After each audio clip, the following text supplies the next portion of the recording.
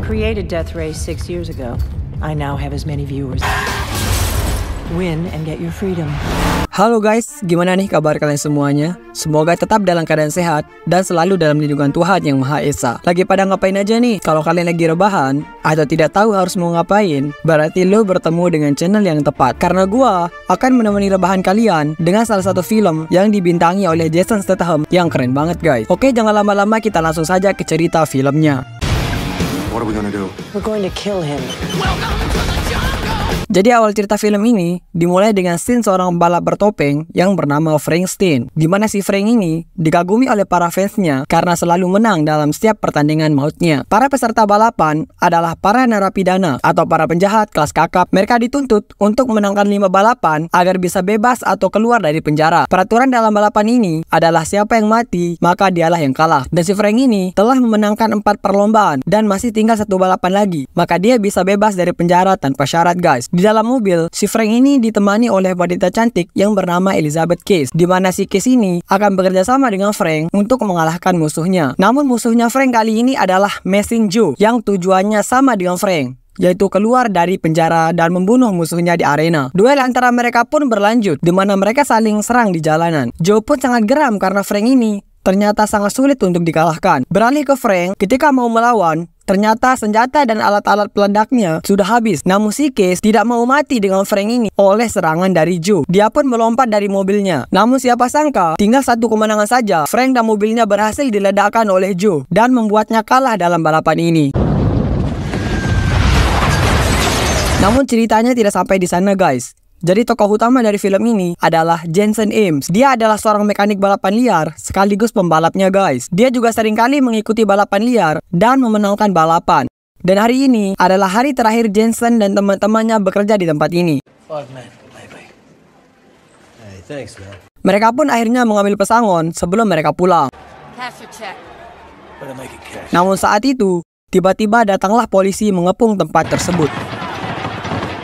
Mereka pun tidak terima, tapi polisi ini malah menembak mereka.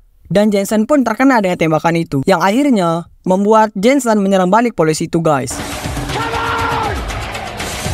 Setelah insiden di tempat tersebut bubar, dia pun akhirnya pulang untuk menemui keluarganya. Setelah sekian lama tidak bertemu, Jensen pun terlihat senang karena bisa bertemu dengan istri dan anaknya. Namun baru sebentar bertemu, tiba-tiba mereka didatangi oleh seorang pria bertopeng yang membunuh istrinya. Namun di sini, Jensen dijebak oleh orang itu, seolah-olah dialah yang membunuh istrinya. Tidak lama kemudian, ditangkaplah si Jensen ini dan dimasukkan ke dalam penjara. 6 bulan kemudian, Jensen pun akhirnya dipindahkan ke penjara tempat para penjahat kelas kakap itu di penjara.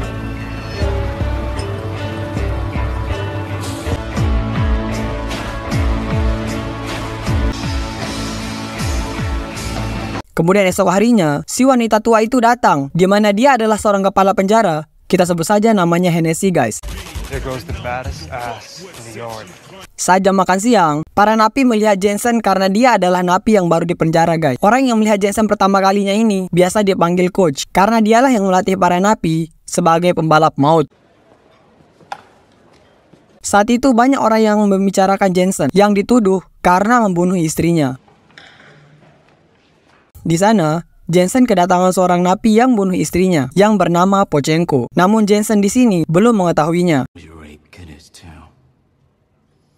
Singkat cerita, karena lelah dengan tuduhan dari orang ini, dia pun akhirnya memukul Pochenko dan membuat keributan di sana. Karena ulahnya itu, dia pun dipanggil oleh kepala penjara si wanita tua itu dan dibawa ke sana oleh si polisi ini yang bernama Ulrich.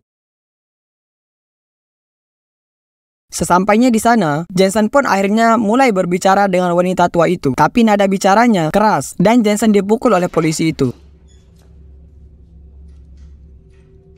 Karena dia tahu Jensen ini pernah menangkan balapan liar sebelumnya, wanita tua ini akhirnya menawarkan kepada Jensen untuk balapan di penjara miliknya itu. Tujuannya adalah untuk menggantikan Frank yang sedang sekarat karena ledakan mobilnya itu.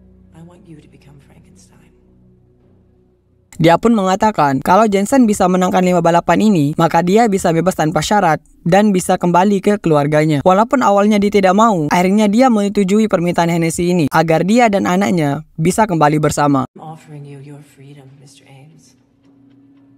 Setelah menyetujui hal tersebut, dia pun langsung menyiapkan mobilnya untuk balapan esok hari. Dan dibantu oleh coach dan Liz, si asisten coach ini. Coach pun mengajarkan dan beritahu peraturan dalam balapan maut tersebut. Dan Liz, si asisten coach ini, memperkenalkan musuhnya Jensen nanti di balapan. Kemudian secara tidak sengaja, Jensen melihat seorang pria yang sama seperti yang dia lihat di rumahnya pada saat istrinya terbunuh. Dan inilah yang membuat Jensen gelisah setiap saat. Dan keesokan harinya, saat pertandingan akan dimulai, Hennessy, si wanita tua ini, memberikan cincin Frank kepada Jensen dan mengatakan kalau dia harus menjadi Frank dan memenangkan balapan ini.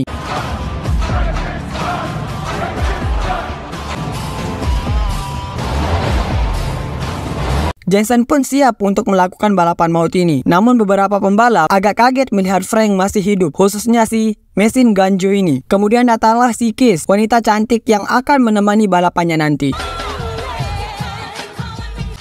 Case. Frank. Balapan pun akhirnya dimulai, di mana balapan ini disiarkan langsung di seluruh dunia. Aksi mereka pun dimulai, di mana pada peraturan pertama, mereka harus saling memperebutkan posisi pertama, supaya nanti pada putaran kedua, bisa menggunakan senjata untuk membunuh lawannya. 15, 20. Aksi mereka pun saling serang di sini, di mana mereka saling menyenggol satu sama lain untuk memperebutkan posisi pertama mereka. Namun yang menjadi sasaran mereka cuma Frankenstein ini, guys. Namun Case di sini menunjukkan arah jalan pintas untuk Frank supaya mendapatkan posisi pertama. Aksi menegangkan mereka pun masih berlanjut, di mana si Machine Joe saling body dengan Mr. Jensen ini supaya menangkan balapan. Selanjutnya dalam balapan ini, di mana ketika memasuki putaran kedua, Hennessy mengaktifkan senjata untuk para pembalap, di mana dalam arena ini pembalap bisa memilih antara mengambil senjata atau perisai. Di putaran kedua ini, balapan makin seru, di mana mereka saling serang dengan bom dan tembakan, yang membuat salah satu di antara mereka tertusuk oleh tusukan kepala maut yang diaktifkan oleh Hennessy ini.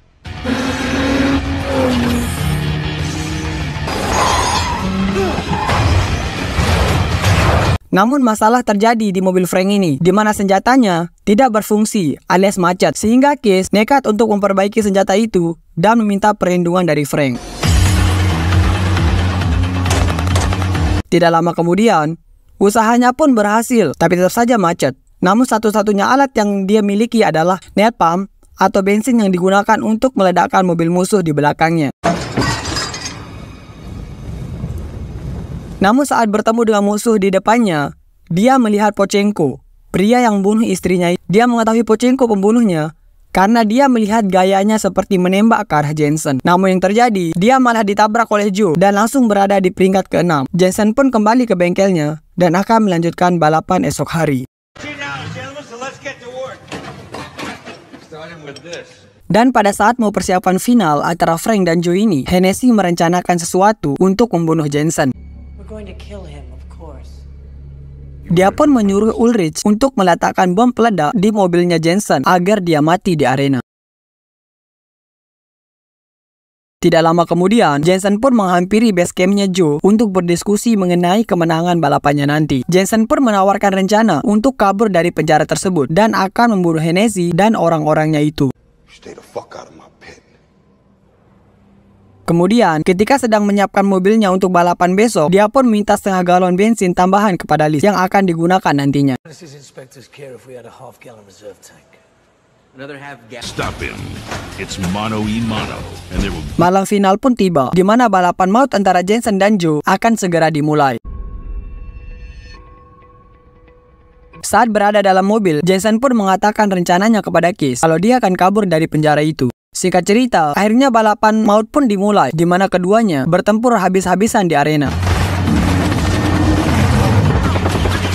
Di mana pertandingan kali ini, Hennessy menginginkan Jensen ini mati, dan oleh karena itu, setiap melewati pedang atau perisai oleh Jensen selalu dimatikan oleh Ulrich, dan ketika Joe yang lewat dihidupkan. Kemudian mereka pun berduel di sini dengan sangat apik, di mana mereka saling serang menyerang seolah-olah balapan maut biasanya. Padahal mereka berdua melakukan drama untuk kabur dari penjara itu.